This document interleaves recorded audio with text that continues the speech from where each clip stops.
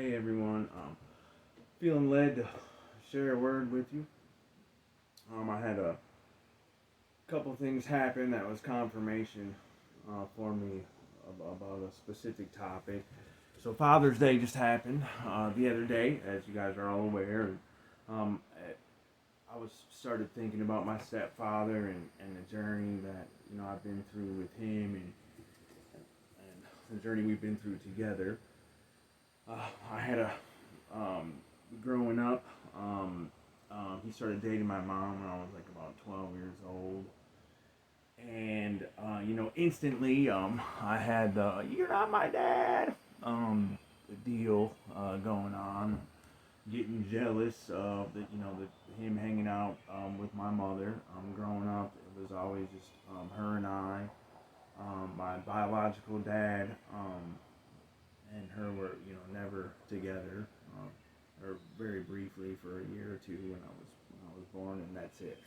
So it was always me and her, and she was a single mom, and so when he came into the picture, just that adolescent jealousy kicked in off the bat, and I was already misbehaving um, at that point anyway when he came into the picture, and also my biological father, didn't treat my mom well. Called her names and just was altogether disrespectful. So, needless to say, my relationship with my stepdad was rocky from the get-go.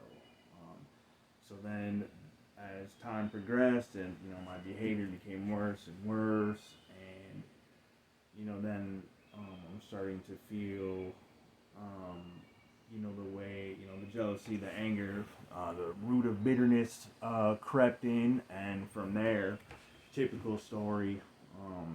At first, a little bit of drug, recreational use, and then eventually going on to full blown dependency. So, um, the other piece of confirmation I received was yesterday. A friend of mine was talking about a problem that he had. I won't mention any names, Calvin, but he posted publicly about it, so I think it's okay. But he was talking about his stepson and the problems he was having there. So I was thinking about those things. This had all been playing out the last couple days, and then I was in the Word this morning, and I'm reading about Saul hunting David down. A couple chapters of David's, hiding out everywhere. He's hiding in caves. He's going to different cities. He's ducking and dodging Saul any way that he can, and he's getting messages from Saul's son Jonathan, and he's just one step ahead of Saul this whole time. And so where I ended off was where David let Saul live for the second time. So he was in. Saul had come with his men to kill David. David was able to ninja up on him and cut a piece of his robe off or something like that, and let him live. And then, Saul had known about it and told him, that he'd be the future king of Israel or whatever. So anyway, when I read that, I just thought, okay, so this is this. I keep getting the same thing about relationships and patience. So here David is, and this guy is trying to kill him. There's just no ifs, ands, or buts about it. Saul is trying to murder this guy, and David hasn't received confirmation from God because he's in tune with God's will and what God wants, and he's not going to make a move against Saul until Jesus or God greenlights Saul, which doesn't happen.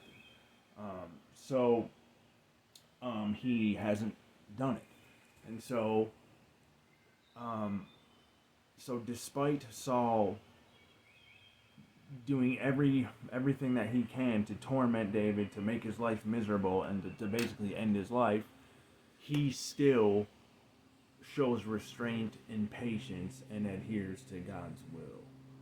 And so I was thinking about reaping and sowing. So it thought about my situation with my stepfather, where this whole time, early on in our relationship, my stepfather was awesome. He did all these things to try to include me, try to start a relationship with me, buy me a bicycle. We played Dungeons and Dragons all the time, and he really, he taught me, we played Magic the Gathering, the card game, just, he did all these things with me, to let me know, that he cared and that he wanted to have a relationship with me. And we did those things until my behavior kind of just got worse and worse, and eventually, we just came to, just a end of the road scenario where he was completely frustrated with me. But during this time, when I started as a youth, I'm starting to get arrested. The police are bringing me home. I'm not listening to my mom. She's telling me to stay home, and I'm leaving and coming and going whenever I want, and just totally disrupting the entire household and being disrespectful. And throughout all of this, my stepdad didn't, let me know that, what I was doing, wasn't acceptable. He disciplined me and whatever, but he never mistreated me. He never, my whole life, I never heard him say a bad word about my biological father. And believe me, he had plenty of reason to do that. He wasn't a nice man. He wasn't a good man. He just wasn't a good man. I'm sure you can fill in the blanks. And just was very disrespectful to my mother. And when you're in that stepdad role, it's tough, because you have to show love and care and support for the child, and you have to support his wife, my mother, and then at the same time it's like a fine line of navigating this disrespectful jerk, and how he treats her wife, and he's just figuring all that out. It doesn't come with an instruction manual.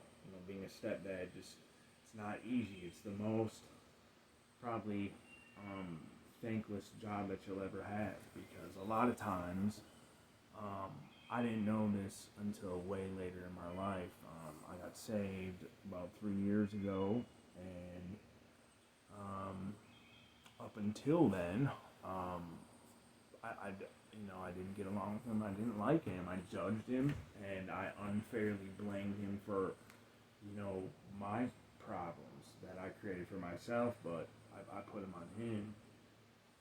And so this idea of reaping and sowing, I'm trying to. So when my friend on Facebook posted about his stepson and how difficult that was, and that the guy's ungrateful and all this other stuff about him, and he's lazy and blah blah blah, this other stuff that and so a lot of times when we're dealing with other people, our pride gets in the way, and our pride tells us like that we're not, when we receive treatment or we receive something that we feel is disrespectful from this other person, we buck up, our chest sticks out, like, how dare you talk to me like that, or, and it just prevents us from doing the right thing.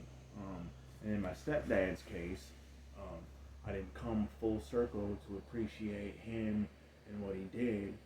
And now, after being sober and being saved for 3 years, I look back and I see the example that he set in my life, with, well, I was married before, I'm divorced, but with my stepchildren, or now, with, I have a son, and he's got a stepdad, and so I'm taking what I learned from my own stepfather, and not saying anything negative about his other family, and trying to apply that to my son, because when I first got divorced and this other man entered his life, and it hurt me at first, because it just did. It's just my own selfishness. I'm like, I want to be the only man in my son's life, and it, of course, that went away, and I think about what's in his best interest, and having this other man who loves and cares for him, and the support network is what's best for him. But it took some time to see it that way. But now I knew, though, even though I was hurt by the situation, I knew not to say anything bad. I wouldn't pick up my son and be like, yeah, your stepdad. I didn't want to do any of that because I know how detrimental and how damaging it can be to kids. And unfortunately, these days, like, that problem's totally rampant. I mean, in divorces or mixed family situations, you have one side completely bashing the other side, and it just wreaks havoc on a child's mind because they don't know, they love this one parent, they want to please this other parent, and they're just spewing constant venom on the other side, and it's just, it does nothing but harm the child, and I knew that, but I learned that from my stepdad, and I also learned, like, the value of hard work and watching him model this relationship with my mother and how they approached problems and how our household was and how he treated my mom, and the whole time I was judging him, and now when I look back and I was like, oh, he was a pretty good guy after all, a good husband, good father, and now it's come full circle. But this idea of reaping and sowing them, so he was sowing into me constantly, and I was ungrateful and a jerk the entire time. I fought him tooth and nail this entire time, and he was patient with me, did the right thing, went out of his way to do what was best for me, even when I made it extremely difficult. And so my friend's problem with his stepson, I'm trying to work this out, and the stepson doesn't want a relationship with him, and I just told him, okay, well, this man or whatever doesn't want a relationship with you, well, you just fall back, do the right thing, lead by example, and just keep sowing into this other person, doing the right thing day in, day out, and it's not easy. It takes a lot of patience, it takes a lot of prayer, it takes a lot of your disciplines getting in the Word so that you can have that proper mindset, so that you can lay down that foundation and that groundwork for that other person to see. And they may never see it. They may see it after you're 6 feet under. You may never realize the harvest of what you're sowing into someone else, because that's not why you do it. You just do it because, well, you're called to do it, and you do it because it's the right thing. So I told my friend, just like I said, lead by example, do the right thing, show him what a man is supposed to do. While you're judging him and calling him lazy, instead of doing that, you show him what it's like to work hard. And then one day, in the future, he'll follow that example that you laid out for him. But if you're just laying out for him bitterness and dysfunction, and judgment, and all the rest of it, that's what he'll see. And so I just wanted to share with you guys a little bit about my personal journey, and sort of just coming full circle with my stepdad, and how his patience with me eventually paid off in the long run, and how we need to have that same patience with other people that we deal with, whether it's our bosses, our co-workers, our immediate family members, our cousins, your drug addict second cousin, well, whatever. It's like we need to exemplify and be Jesus in skin in our relationships. That's all. I just wanted to share that with you guys because it was on my heart. Love you guys.